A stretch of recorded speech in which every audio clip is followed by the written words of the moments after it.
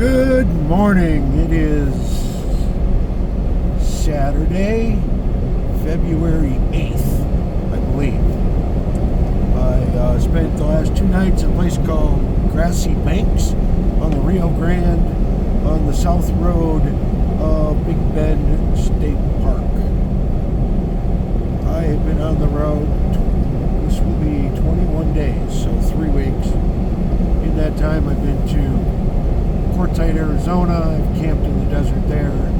I've been to Death Valley. I did not camp in the desert there, but I made a Parks on the Air contact, which was really cool. I've been to Pahrump, Nevada, where I stayed in this eclectic little B&B that kind of had a Bates Hotel vibe going. So that was fun. I've been to Tombstone, where I basically spent the night. I spent an hour driving around and I left. But that was kind of a unique place. There'll be some links to that down below.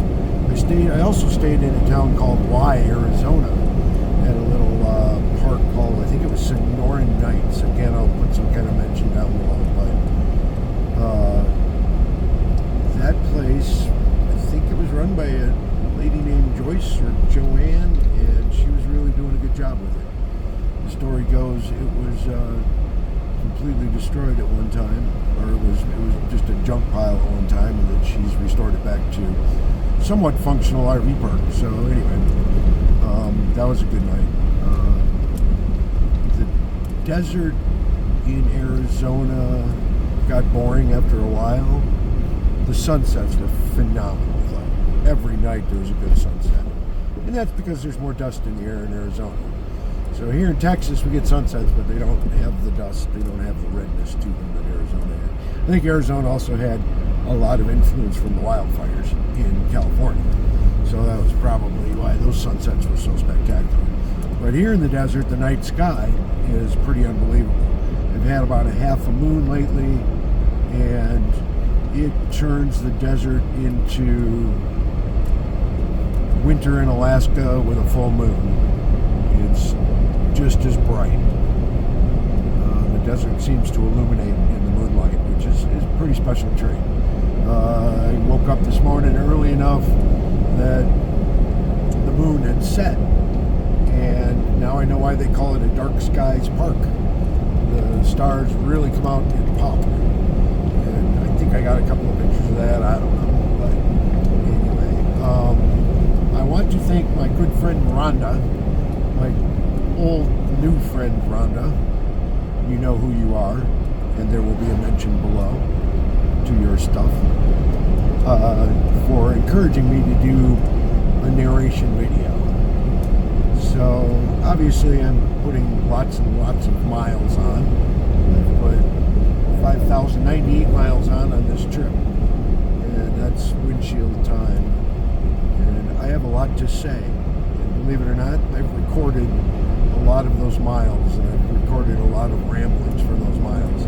Well, let me know if you'd like to hear them. Ooh, rocks. Yeah. Anyway, so that's the thing. I'm on this little discovery journey.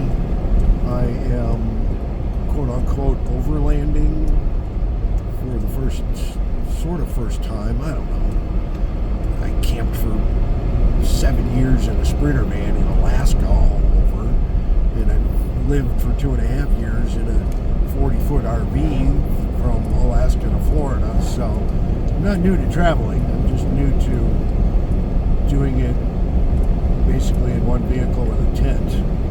It's a rooftop tent, but it's still a tent. So I'm getting better at that. I'm getting some practice. I had built what I thought would work on the road into the Jeep before I left, and most of it's working okay. It's definitely working as a prototype, and it's teaching me the way things need to be. There's a couple of changes that need to be done.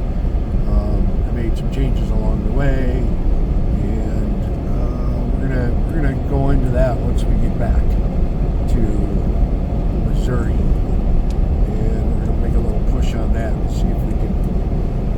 We'll see what happens. So, I'll be out of money by then, probably.